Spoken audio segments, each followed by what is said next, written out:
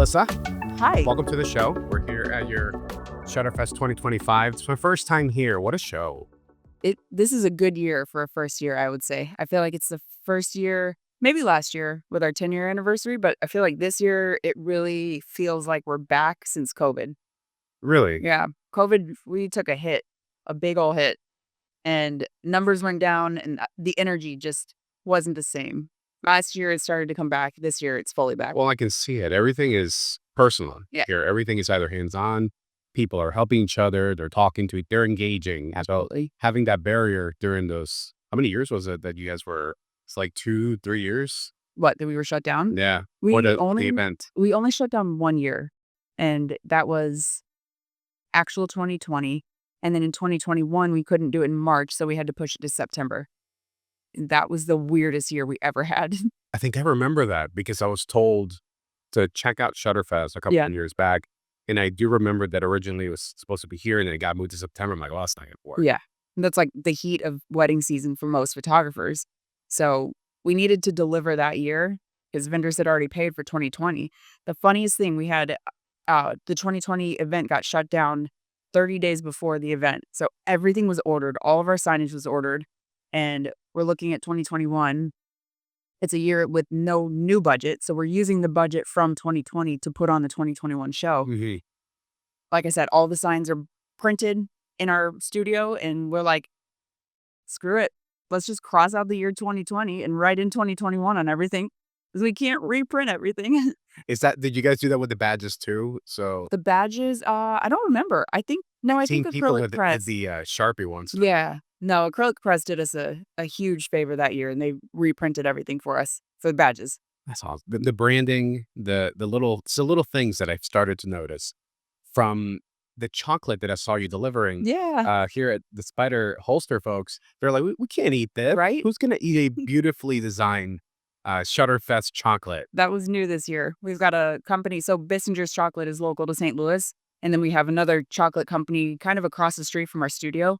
And she sources the chocolate and she makes the dyes for them. So it's cool. I love that. Yeah. It's those touches. And I also started picking up, again, my first year, and social media has their own perspective on how people are and what they think. I'm a person that I like to see it for myself. I like to see how people are because when you're in front of someone, not in front of a computer, you know more about the person and you get to get a feel for them. And when it comes to you and Sal, first of all, you guys are great. Thanks. Based on what I've seen, it's authentic, Yeah. which is rare to find. There's not a lot of authenticity in the world, the artistic world. So I noticed that you focus a lot on the experience. 100%. And you can see that in luxury brands. You can see it in other types of businesses. What made it for you guys to go in that direction? The experience for our brand for ShutterFest Yeah. specifically? No, sorry, Oh, for the photography. for the photography. Well, I can only speak to that because I wasn't with him initially when he started his photography studio. So I came on board, I don't know, 14 years ago. So he had already started the company and gone in the direction of luxury, wanting to be that luxury brand. And I know he built his studio on the Starbucks experience where you walk in and everybody knows your name, that personal touch, and a combination of Starbucks and Louis Vuitton, where you go into a Louis Vuitton, you're okay dropping thousands of dollars because you're getting that personal luxury experience, the champagne, the cappuccino with the logo on the bottom of the cup when you finish your last sip, like the little details, like you were saying with our brand. We try to have that same thing across everything we do. And if people have you ever been to a Louis Vuitton or any No. kind of designer store? Tiffany's with my wife. Okay. We were able to go to the Landmark and got the private tour up to the terrace, the experience. They have their chocolate. Yeah. They have their everything. So I understand where you're coming from. It makes you not think about the money you're spending because you're like, I just love being here right now. I feel special. Well, also the memories. Yes. You're never going to forget how you were made Right. to feel or to smell or to Right. taste, in this case. Those little macaroons that had the little stamp for the Landmark. We got to the Tiffany's in Tampa, and it's nice. Yeah. It's nice. It's close to the airport. That place is like, here's the experience, which is phenomenal. Mecca. But if you go to the back, there's an elevator that takes you up to their terrace, and that thing is like, Oh my gosh. the experience because they have all these different artworks, like, this is one of one or one or two, and I'll never buy that, but just understanding how it made us feel, Yep. I can see how in photography, there's a lot of people that might be missing out on giving that to their clients because they also can charge more to make the experience better for you as Right. well. Yep. We did a Scotch and whiskey tour in Scotland this past summer, I think. And she said something to me. Have you ever had a glass of wine somewhere and you're like, that's the best wine I've ever had?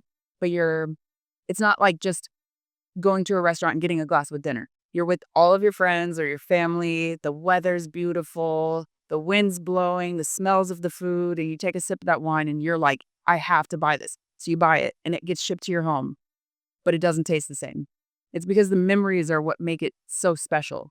And you can never recreate that memory of that glass of wine you had in that moment. That's what you're longing for. It's just never the same when you get it home. Does that make sense? No, it makes sense. It makes total sense. I'm curious, what's the experience at the studio for when a client walks in or even before that? Yeah, it's different for everybody. For the most part, it's a very personal touch with pieces that are automated. So they're like reminder emails about your session. I don't need to send a personalized text for that. Right. But when it comes to what you're going to wear, what you should bring, what to expect, getting you excited, I'm texting with our clients all the time, especially with our new beauty line. It's very, very hands on. I spend a lot of time one on one text messaging with our clients. Send me pictures of what you're going to wear so I can tell you if it looks good on you or not. And I think that honesty is really, really important for that experience. So they trust us coming into it, especially with beauty and boudoir. You need that trust because they're about to be in front of your camera half naked. So they become almost like friends. And weddings, we don't shoot as many weddings anymore, but weddings were like a year and a half long of communication. And a lot of our clients ended up being friends and we'd still hang out with them. We have clients who live in Washington, D.C. that we will each fly back and forth just to have dinner with each other. Like we're still good friends with them. No, and again, you start to the experience makes them want to then continue being a client because they had a baby or they had this and they had Exactly that. right. And or maybe they're at a milestone where they've been a parent and now they want to go through a boudoir session to say, Bingo. boom. Yep. Tell me about you mentioned what's a beauty. Yes. Tell Yep. me We more don't like about to that. put it. So Sal's not a huge fan of the word boudoir. It's overplayed, overused, and I think a lot of women, when they hear that, they're just kind of like, oh, I don't want to be in lingerie. It doesn't have to be that. That's why it's so customized for us. If a big part of our beauty line is bringing in women who are 50 and over, and they're not going to want to get in lingerie. Maybe, some maybe do. I had one, but they want to be sexy, feminine, powerful without having to show their whole body. So, like a little bit of shoulder. What was your question? I Oh, scrolled. I'm no, it's going great. Uh, no, I'm actually curious to learn about it. Oh, okay. You're just asking about the beauty line. Yeah, absolutely. And what's been going on with it? How long is it going? And what are you hoping it goes to? Gotcha. So it's a little bit more of like, I hate saying it, but it's like a modern day glamour shots without the cheesiness to it. And side note, did you know that Sal used to work at Glamour Shots? No, I did not notice. That was like, I think it was one of his first photography related jobs. He came up with the whole sales process for Glamour Shots, what it is today. That was his idea. I believe I might be over exaggerating that, but I'm pretty sure that was all his idea on how to upsell your clients like in the face to face room that they do now. That's clever. Yeah. No, I like that. Yeah, I'm sure some of that stuff is also carried over. Yeah, exactly. So, but go on, continue. So the beauty line, I don't know what I want it to be right now. It's kind of like it's a nice thing to have in our studio because we're not shooting as many weddings. So it's supplementing that income.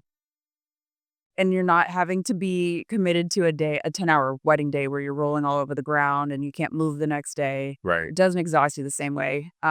It's really, really cool to see women see themselves in a different light. A lot of women come in and they're just like self-conscious. They always want to put the shoot off because, oh, I just need to lose 10 more pounds. No, just come in. We can pose you. We can light you. We can Photoshop you if that's what you want. And then they see their pictures and they've never seen themselves like that before. That's a really cool feeling. Now, would you say it's part of the business? Have you worked on any personal projects, or is that somewhat of a personal project to you? That's truthfully, I would prefer to shoot that stuff as a personal fulfillment thing. I really, really do not like selling my own work. I hate it.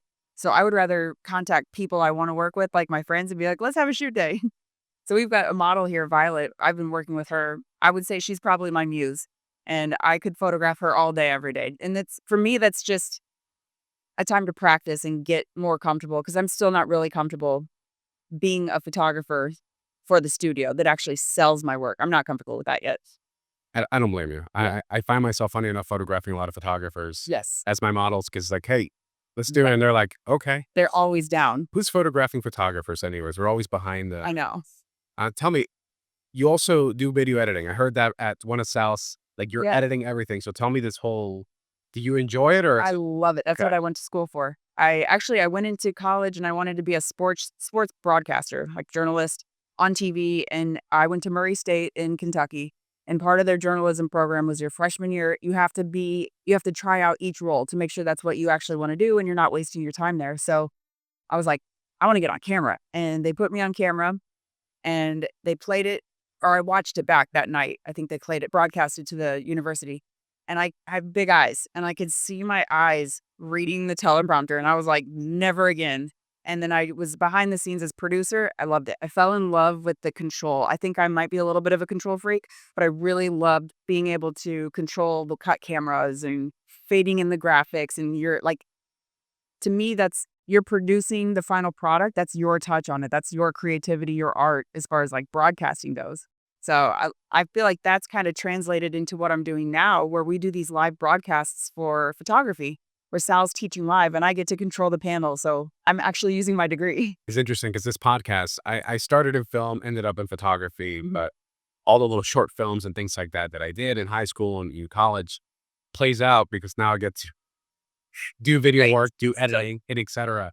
And I had not used it for God knows how long because, everything else is either done through the phone yeah, and it's nothing to this level. So I did have a switcher at one point and I failed miserably it's not easy. as a solo creator. Could not. I couldn't do it. I kept switching to the wrong. No, Right. it didn't work. It didn't work. So what kind of video work do you all do? Because I saw Sal in a wig here Oh, being very bonita. So I'm very curious about the video work. so what I love about the way we operate, Sal and I are wired very similar in this, is we just do. We're not trying to recreate what someone else has done. We're not trying to be some kind of cinematic masterpiece. Like if you look at our YouTube channel, our video is kind of shitty. I'm not gonna lie. I'm hand holding the camera and he moves so fast. He's all over the place. And so I'm just trying to keep up. I'm like flipping the camera all over the place. I'm zooming in and out, just the pace. And I think that translates to YouTube content where most people are very diligent in their cuts and they probably have multiple takes. It's one take with him. What he says, I'm just hoping I captured it and I don't stop recording ever. But if you watch our YouTube channel, it's chaotic, but that's what it's like to actually be on a shoot with him. So you're kind of getting that energy and it's different than what most people are, I think, what most people are doing on YouTube today. The spoof video we do, it makes absolutely no sense. I can't even, he scripted it on Friday. We shot it on Saturday. It was edited most of Sunday. I set up the show on Monday. We aired it Tuesday morning. Just creating whatever. Just I like it. whatever. Yeah. I tell you what, this podcast is one of the projects that I have that I do the least amount of work Yeah. because I'm very meticulous in my photography and my portraiture and et cetera. Everything has to be right, et cetera. I don't really edit. I take out gaps here and there, and people love it. I think that's why Should be. people love probably everything you guys do Yep. because it's authentic. It feels Yep. real. It doesn't feel forced, scripted, Right. or fake. The thing that people, I think that, especially learning here at ShutterFest, the thing that people love most about Sal is watching him fail, and he doesn't remove it. So, like, I think it was 2 years ago, we had our ShutterFest Plus day, which is the advanced day at the show on Friday. He did an advanced lighting class, and he fumbled his way through, like, the last set. He had this huge idea. It was so elaborate. We set it up. He took his test shot. He hated it. And everybody was like, "This was the best class ever. He's one of us." It's the mistakes. People tell me I subscribe to you because you leave the mistakes in. I'm like, we make mistakes. Yeah. Like I have a skylight Right. that keeps changing on me, Yeah. and I got the Jesus light today. I know it's either gonna work or it's gonna be horrendous. And when Sal was sitting here and I was sitting there, I was getting scorched. Oh, yeah. But you gotta do what you gotta do. Yep. I was sitting right there and I was watching the beam of light just slowly peek in. I'm like, that's gonna be a hot spot. Oh, that's funny. That's Yep. funny. Tell me, from your first Shutterfest to now, what has been one impactful change that it's had for you? For me personally, man, I don't know that I have just one. I think the community that's been built from year one and knowing how many people are still coming back every year since year one because of, man, I don't know how to word it. It's fulfilling to be around these people for 3 days. It's exhausting. Like, I don't think I've ever been this tired in my life. This year's been the most physically exhausting event I've ever put on. But I know come Friday, come Thursday, when people are starting to, oh, it is Thursday. Come Friday or Saturday, when people are starting to unwind and they're posting their pictures, it gets emotional. Like, it's really, really cool that all these people can come together and just put all the nonsense behind them. We're all the same. We're all wanting the same thing. And we all want success for each other. There's no like, I'm better than you. There are no egos here. I don't know if you know this. We used to do a platform class every Tuesday. So we would do our opening session and then Sal would go right into a platform class where there were no other classes going on. And we would do another platform class the next morning. We nixed it because we're like, there should be no one speaker that is above anybody else. The idea of a keynote speaker, it just puts somebody on a pedestal, but we're all the same. Right. So we nixed that completely. I think it's like you said, it's just everybody here is authentic and real and that you feel that. That it's definitely felt. I'm curious because Sal was telling me that very first moment where he literally had to sign the contract. How did it feel for you? And also, if you remember from Sal, how did it feel when people started buying the ticket that very first year? Surreal. It was How was that? surreal. Well, first of all, when he was signing that contract and agreeing to pay that much money if no one shows up, it didn't phase me. It wasn't my money. I was just like, yeah, you can do this. We can totally pull this off. So again, it wasn't my risk that I was taking. So when the people started registering, I think it was like we were sold out for 400 tickets in 2.5 hours, I believe, that first year. It was wild. We did not expect any of it. And that's always been our biggest pain point as a company. We don't plan for success. And so when things explode, we're not prepared for it. That's probably our biggest Achilles heel as a company. We're always like, yeah, this might be cool. And we try it and then it explodes and we're like, okay, shit, we need like 7 more employees tomorrow. Well, you pivot. Yeah. You pivot. You're quick on your feet, and I Yes. think it shows because if you structure it too much and it goes awry, Yeah. and now you're stressing about that. Right. So, Exactly. and I think this community is very forgiving too. This community, I'm sure Sal talked about this as well. It's top down. So I think people being able to watch him pivot and think on his feet and make changes in real time, they learn from that and they do the same thing. They watch him protect everybody around. So we've got our Facebook group. They patrol it. We don't have to manage it because they're learning from him what he would do in any situation and they're just doing the same thing to keep things controlled. I saw, yeah, I saw. It's very respectful It is. that if somebody does something they shouldn't be doing, Right. they're quickly called out. And Exactly. I mean, we're super sarcastic and we bust everyone's balls. That's just how the group is. And a lot of people take it personally. So that's like, if you're a newbie coming to Shutterfest, the first thing somebody will tell you as far as like advice is don't take anything personally. no, it's Yeah. good. It's good. I'm curious. What did you think? I asked Sal this question too. What do you think is one of the biggest misconceptions about Shutterfest? People say it's a cult. I don't know if that's a misconception though, because I feel like it might be a little true. Eh, Some places are. The thing about Sal is Every conference is a little yes, policy. yes. Sal is polarizing though. You either love him or you absolutely hate him. And the same goes for Shutterfest. Like you're either in on it or you're listening to bad things on the internet. And you're Yeah, like, who does that? not the whole world. Yeah, I don't that would be the biggest you said the biggest Yeah, misconception about misconceptions. I don't think there are misconceptions. Most things people say about Shutterfest are true. It's chaotic. It feels disorganized to the outside world, but once you experience it, you're like, "Oh, that makes sense." But I mean, from you, your first time here, I can see how from the outside it can be seen disorganized, but it isn't. it's not. It's organized. Yeah, It's just not. It's not corporate. right. It's the Right. best way. I think that's the best way I can Yeah. describe it. It literally is creators For educating other creators, learning from others, helping each other, and apparently photographing in the wee hours of the night because everybody's out here creating work, and it does inspire. It motivated me to photograph some stuff. I haven't done anything Love it. creative in a lot of years. So just being around so many creators creating, it's like, huh. It's like maybe if I do this, if I do that, Yep. if I take my own little flair to it, I think it's important. Yeah. I think it's important. So I'm glad I came. I'm glad you came Yeah. too. And this worked out really well. I know, this is great. I know. I kept the lounge for people. So if anybody wants to sit, I left it there. It's great. Um, Sit down and have lunch. no, but it's been a wonderful opportunity being here and seeing it firsthand. And I encourage anybody to just try it out. Try all of them. Right. See, maybe the Texas one is better for you or that one, Right. or whatever. Because it doesn't always, it's not the same for everybody. This could be the best show in the world for one person, and it gives somebody else massive anxiety and they can't function in this. I know a lot of people that come here, they're like, I'm never coming back. That was too much. That's fine. It's not for everybody. But I talked to Canon yesterday, and they said what they love most about this show is that it's the anti-trade show. So they do trade shows all year long.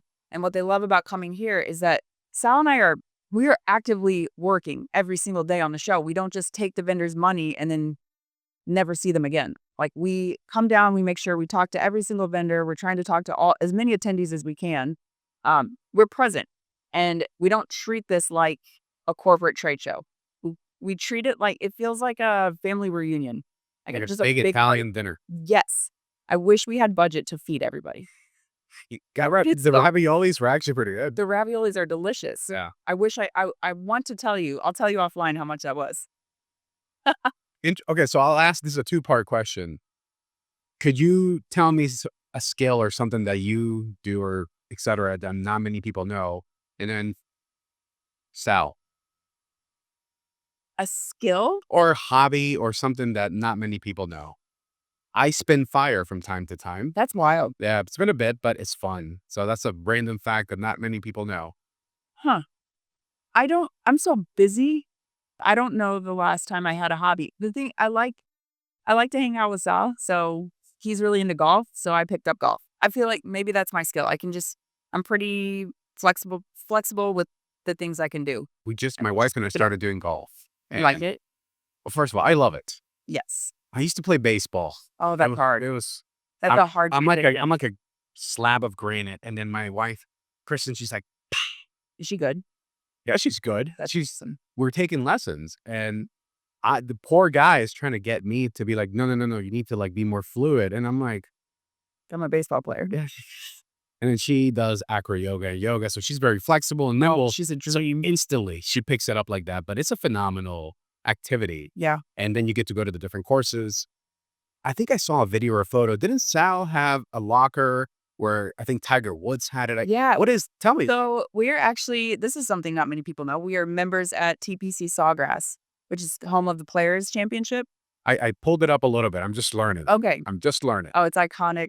The 17th Island Green, that's iconic as far as like major. It's not technically a major, but it's like, I think they call it like the fifth one or something, because it kind of counts as one. It kicks off the season. And so Sal has his own locker room, and then there's like the winners locker room. That's where Tiger was. I think Tiger has two. I just said his name like we're friends. Tiger has two lockers in there. Of course. Yeah. Yeah. So that's pretty cool.